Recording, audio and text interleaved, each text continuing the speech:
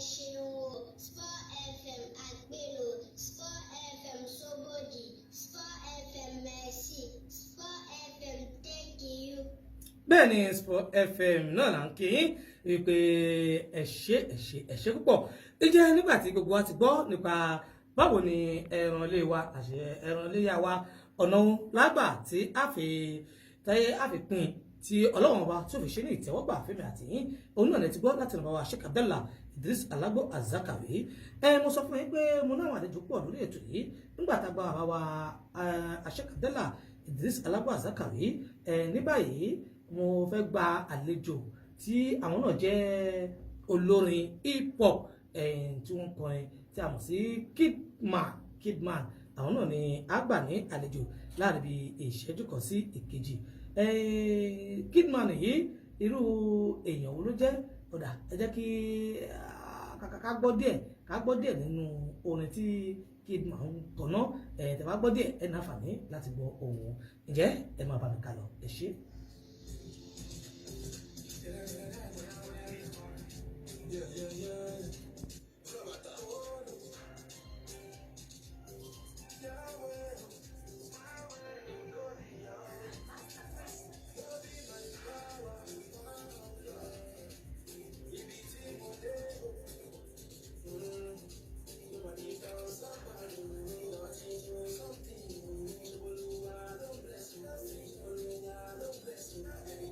Yeah, that is it. Olúwa ló bless tèmi náà.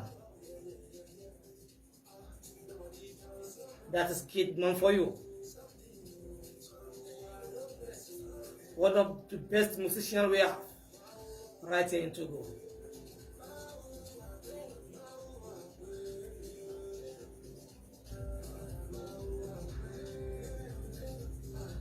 Ọmọ Yorùbá ni Kidman tó ń kọrin yìí. Iná àwọn ọmọ tó yẹ ká gbé lárugẹ nílùú Togo ni àwọn tó ń gbóríyìn fọmọ Yorùbá tó sì mú lọ sọ́dọ̀ ọmọ Yorùbá ó ti gbàmì ẹ̀yẹ káàkiri ó gbà ní Nàìjíríà nílùú Àbújá bákan náà nílùú Côte d'Ivoire wọn mọ Kidman ṣe ìlú Ghana la fẹ́ sọ ní àbí Dubai yeah nobody knows tomorrow kò sẹ́ni tó mọ̀lá ìjẹta ló mọ̀lá kó wá rí o orin Kidman ó mọ́gbọ́n wá ó mọ̀yé wá Alhaji Abdulhakeem Adébáyọ̀ Àdìó ẹ ti jó lọ tán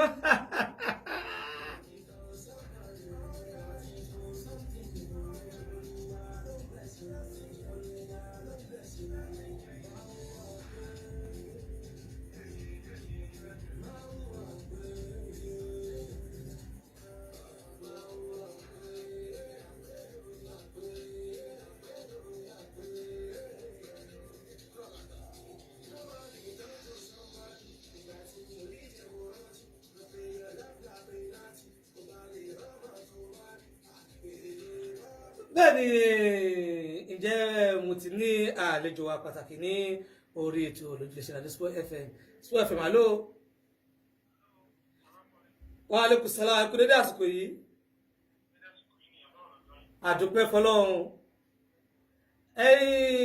ọ̀pọ̀lọpọ̀ àwọn èèyàn wọ́n ti ń gbọ́ nípa Kidman ǹjẹ́ ẹ lè sọ fún wa ta ni Kidman tí wọ́n ń gbọ́ nípa rẹ̀ yìí.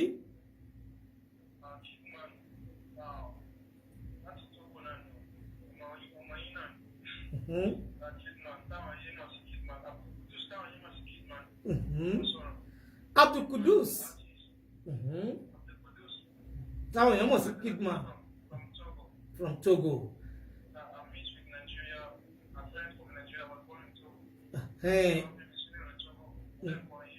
Ipò tó alàgbà Kudus ǹjẹ́ kí ni ẹ lè sọ fún wa nípa ibi tí iṣẹ́ orin yìí tó ti gbé yín dé gẹ́gẹ́ bí ọmọ Yorùbá tàbí Togo tó sì kọ hip hop.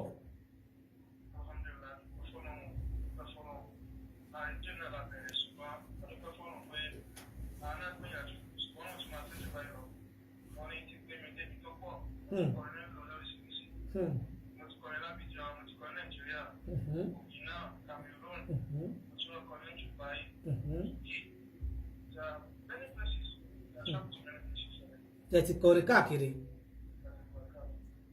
ó dáa.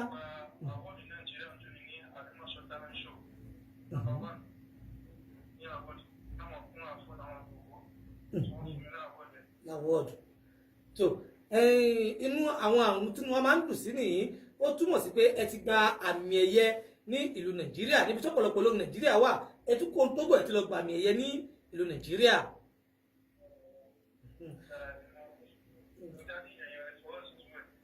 Bẹ́ẹ̀ ni nǹkan tí mo fẹ́ kẹ́ wá jẹ́ kí àwọn èèyàn wa tó jẹ́ Yorùbá nílùú Tógò tá a wà yìí kí wọ́n mọ̀ torí pé ọ̀pọ̀lọpọ̀ Yorùbá wọn mọ̀ pé a ní ọmọ Yorùbá tí ń kọrin tó sì ń ṣerú akitiyan báyìí kí ni èrò yín láti jẹ́ kí àwọn ọmọ Yorùbá tó ń bẹ Tógò láti tún mọ ipa ribiribi tẹ́ ń kó fún ìlọsíwájú ọmọ Yorùbá tó wà ní Tógò yìí.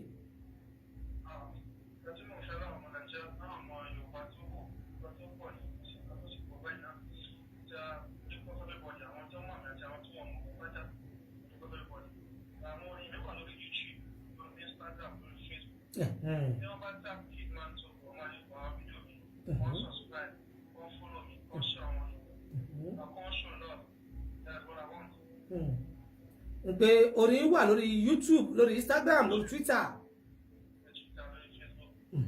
tọ́wọ́n fẹ́ lọ sínú orin yìí wọ́n tẹ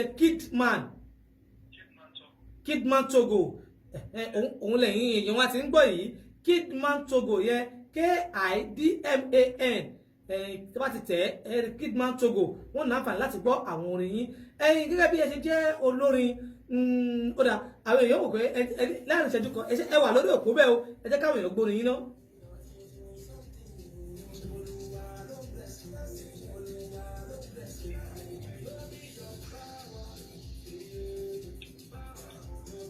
Ó yá ẹ̀yin náà ẹ tẹ̀ lórí yẹn.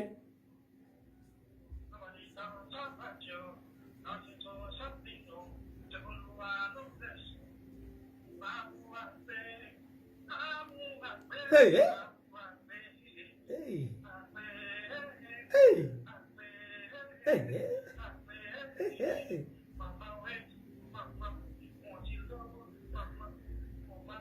Allah. Ẹ wo Kidman ẹ mọ kọrin tán.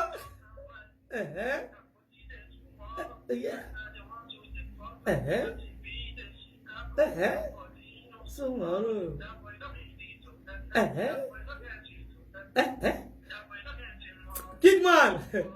Kidman. Yeah.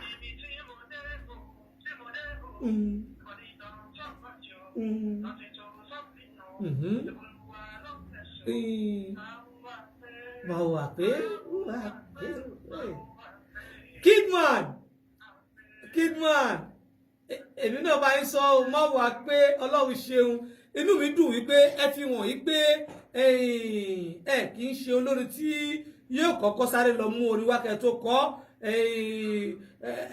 apè yín adékẹ́ kọrin ẹ̀sìn kọrin ẹ̀ direct inú wa dùn púpọ̀ ó dà inú ọdún la wà yìí àfúniláyè láti kí àwọn èèyàn pàtàkì kó tó ti pé ẹ kò lórí ètò yìí.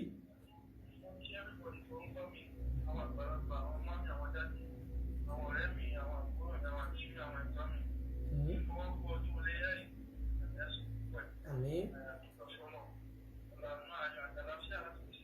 Àmín.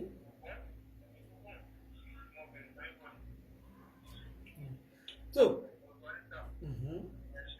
ẹ ṣeun gan tó àdúpẹ́ lọ́dọ̀ yín àmọ́ rí bá o ẹ ṣe púpọ̀ o tó.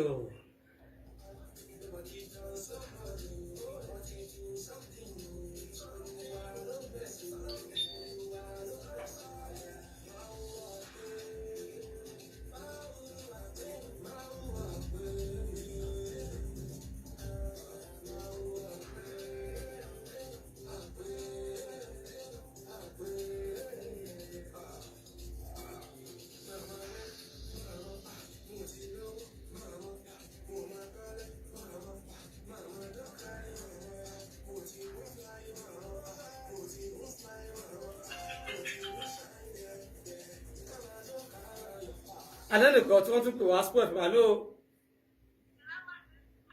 wa alaikum salamu ẹ káàsán àti wa mọ̀súnra láti bìlẹ̀ kọ́bẹ̀ kọ́ ni àkú ọdún àkú ìyèdún o ẹ̀mí wa ṣọ̀pọ̀ ẹ o tó à ń gbọ́ yẹn kí àwọn èèyàn yín o.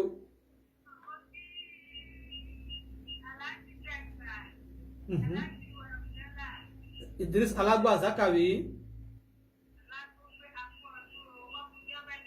wọ́n ń gbọ́ yín o àdúpẹ́.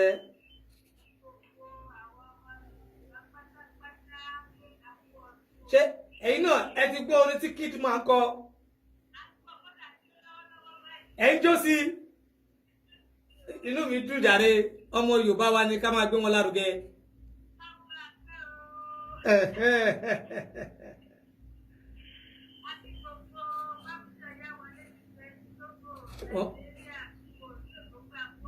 Àwa náà kí gbogbo wọn. Àmín àmín o àmín o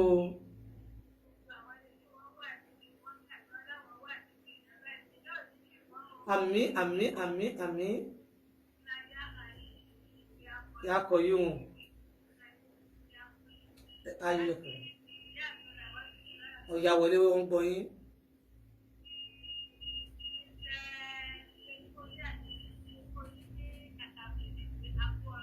Àwọn náà ń gbọ́ yín o àmì o alẹ́kùsọ́lá ẹ ṣeun o.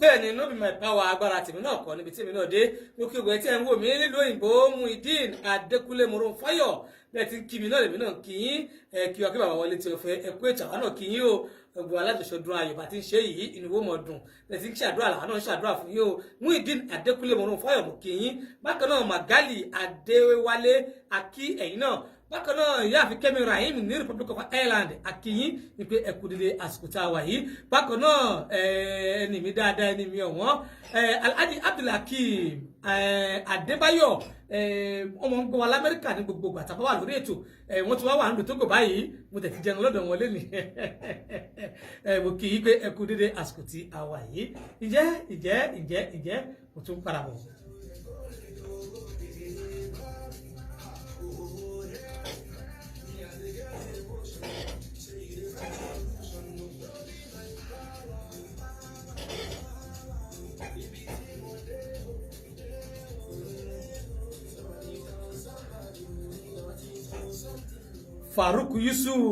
Farouk Yusuf ẹ bá bá wa kálọ lórí ètò ẹ ti ń gbádùn ètò ìlú náà kì í yín o.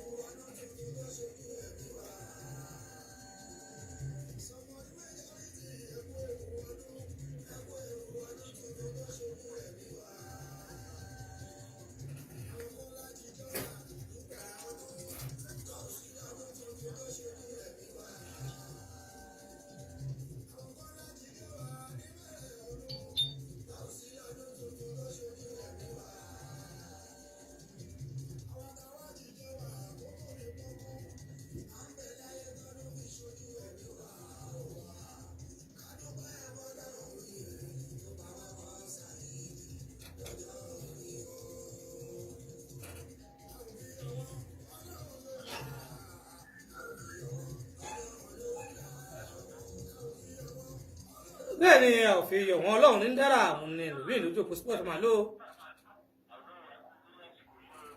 àsìkò nínú àkó ìwọ̀dún tó MC yokoyoko ẹ káàbọ̀ sórí ètò tó.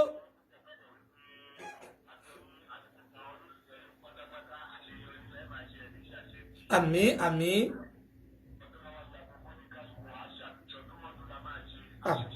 àmín àmín o fáwọn tí wọ́n náfààní láti mọ ẹni tá à ń bá sọ̀rọ̀ gbajúgbajà sọ̀rọ̀sọ̀rọ̀ ni láti orílẹ̀-èdè Benin Republic MC yokoyoko àkádìrì lẹ́yìn náfààní tẹ̀ ń gbóhùn wọn ẹ dákun ẹ bá mi dùn àwọn èèyàn nú láti bí ìṣẹ́jú méjì tá a fi ń gbádùn yín nílùú Tógò yìí.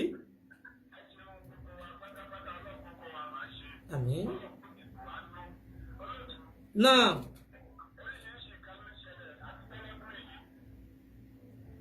Àdúpẹ́.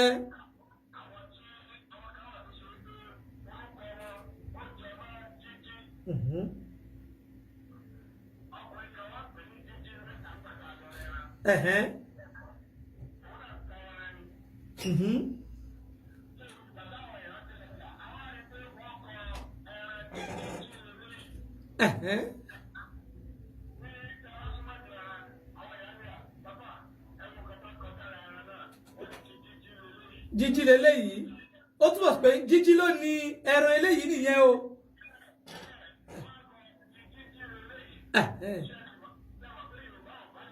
Bẹ́ẹ̀ni bẹ́ẹ̀ni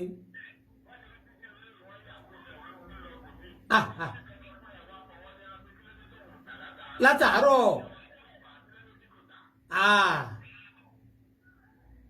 ó túmọ̀ sí pé àìsọ̀rọ̀ yọ̀rọ̀ ló mú baálé ilé pé tó ní pé owó ọjà àwọn lọ́nu kọ́lọ́ má.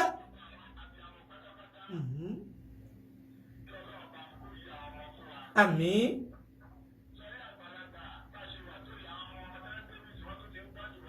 Àbí.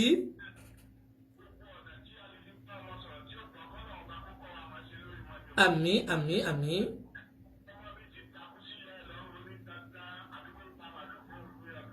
Àìmọye.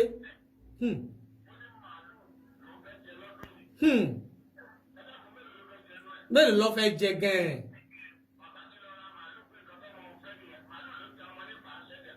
Lẹ́sẹ̀ ẹ̀rí kan kọ́kú mára màálù ẹ̀rí nǹkan kọ́lọ́run ṣàánú wa.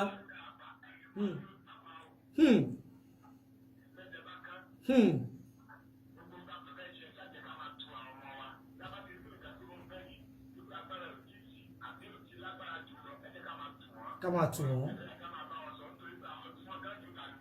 bẹ́ẹ̀ ni tó bàbá wa MC yokoyoko àkádìrì àfúnilá láǹfààní bá wa kéèyàn bí mélòó kan.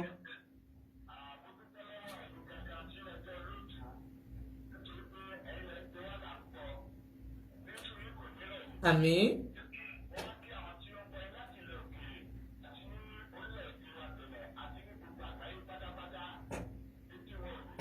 Àmín.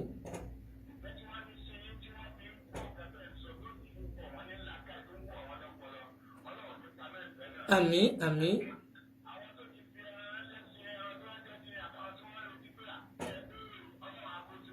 Àmín o.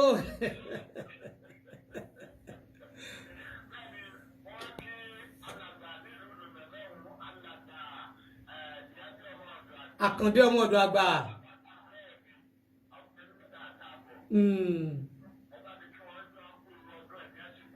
Àmín wọ́n ń gbọ́ yí báyìí.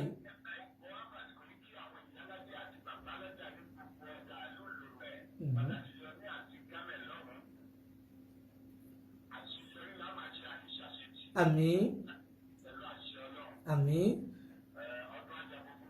àmín o.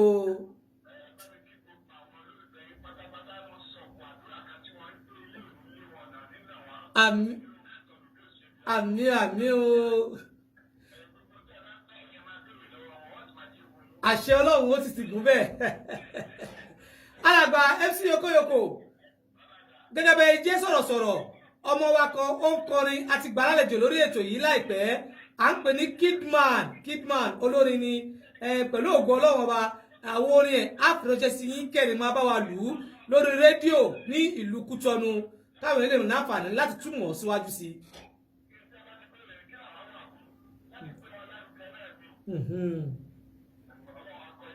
Àmì o.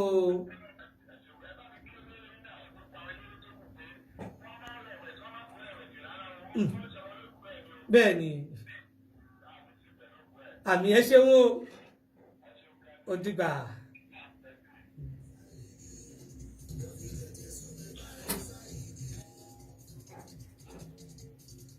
Sport ẹ̀ màlúù.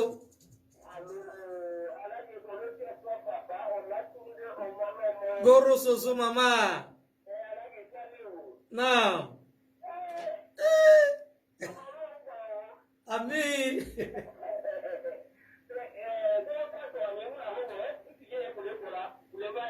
Hello.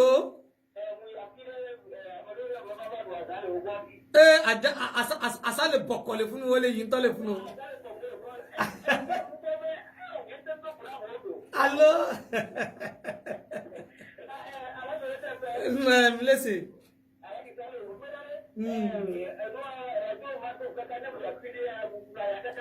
Hello. Oh. Edebuto.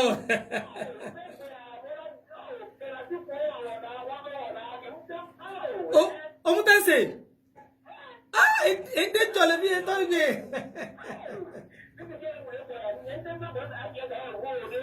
Oh, ele to je so le se. Ele se.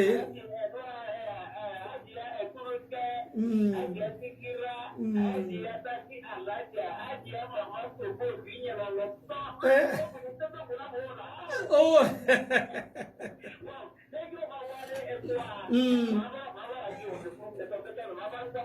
Ah, problème lo.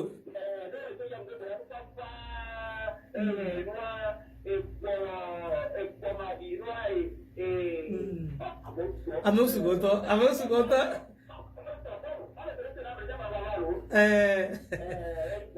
Isso, Akanni. So akigorozozo tí àwọn náà kí wa ẹ rí pé ọdún yìí ọdún ìfẹ́ ni mo mọ̀ sọ fún yín pé ètò yìí bí àwọn Yorùbá bá ṣe ń gbádùn ẹ̀ làwọn tí wọn ò gbọ́ Yorùbá gan inú wọn máa ń dùn pé ẹ jẹ́ káà náà ti ẹ̀ pè ká dá sétò yìí mo kí gbogbo ẹ̀jẹ̀ náfààní tẹ́ ń pè mí ní àtìgbà àti bẹ̀rẹ̀ ètò yìí àtẹ̀yẹ́ tẹ́ ń pè wá táàrí náfààní àti gbé ẹ̀bọn ìṣèbínú inú wa ló ń dùn ayọ̀ wa ló ń kú mo tún padà bọ̀ láàrin ìṣẹ́jú kan kó ló ti pé ó mọ̀ ṣígàbà lórí ètò yìí.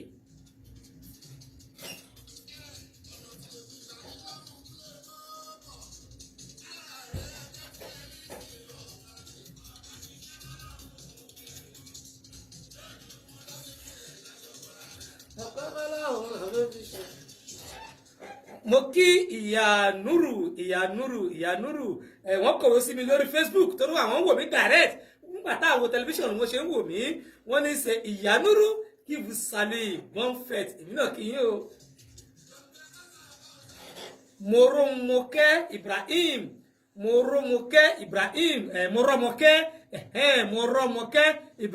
ẹ̀yin náà wò mí direct live mo kí yín o.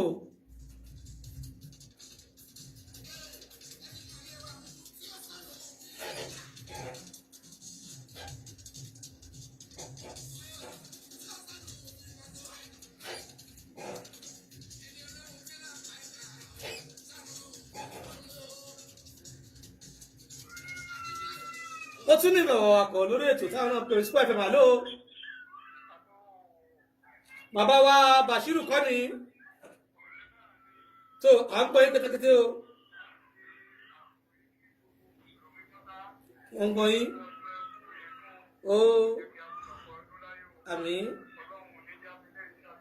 àmín o àmín o àmín àdúpẹ́ àmín bàbá mi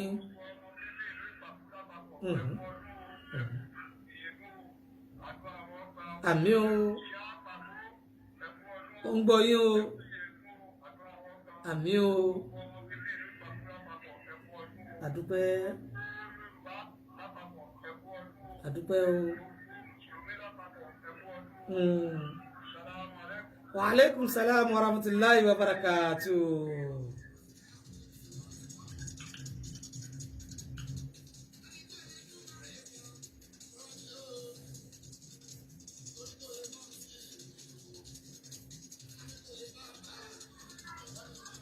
Mo tún lọ mi tó ń pè mí square fún alo. Wa alaikum salam. Ewo ọdún náà dákúta ní máa sọ̀rọ̀ o. Alájà ìyá mi Eletiofe àwọn kétékété. Ewo ọdún nìyẹn ló ṣọ̀pọ̀ ìyá mi. Àmín. Àmín o. Àmín. Àmín ìyá mi. Àmín o. Àmín ìyá mi o. Àmín àmín. Àmín ìyá mi. Sallallahu alaihi wasallam. Àmín. Àmín o. Ọlọ́run ní ká kí. Àmín ìyá mi. Àmín. Àmín. Bẹ́ẹ̀ ni. Àmín. Wọ́n gbọ́ yín. Oh. Àmín o. Àmín ìyá mi. Àmín o. Àmín. Àmín ìyá mi. Wala quwwata illa billahi al-aliyyil azim. Àmín o. Àmín àmín. Àmín o. Wa alaikum salam wa rahmatullahi wa barakatuh.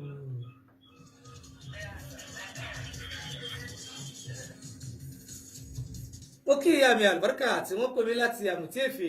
Ojoojúmọ́ ni ìyá mọ́ rọ̀jò àdúrà sí lórí, inú mi sì mọ́ ń dùn tí wọ́n bá ń ṣàdúrà torí pé gbogbo abiyamọ láyé tó fẹ́ràn ọmọ ọlọ́mọ àwọn ọmọ tí wọ́n náà tí wọ́n bá débi ayọ̀ báyìí wọ́n mọ̀ ọ́rá àánú gbà ní ẹ̀ṣẹ́ gbogbo ìyá àlùbáríkà ẹ̀yin labiyamọ àgbọ̀já gbọ̀rọ̀gbọ̀. Tí ẹ bá wojú aago rí pé aago òun ti rí bí àná àdéhùn jùlọ àlejò tòní mo kí ìyàwó Ajílá lọ́sàn lójú iléeṣẹ́ Radio Sport FM ọ̀gá wa níjú iléeṣẹ́ wa nù. Bákan náà ni mo kí bàbá wa Akọ́dá Kofi Joseph òun ni olùdásílẹ̀ ojúlẹ̀ṣẹ̀ Radio Sport FM Akọ́dá Kofi Joseph Alhaji Yusuf mo kí wọn. Frank Niyama Eme Epe Romeo Yeto Latif Yoruma Theo Ajafon Papato Papanas Pelaji Mikun Fudu Antoinette Grégoire Atillon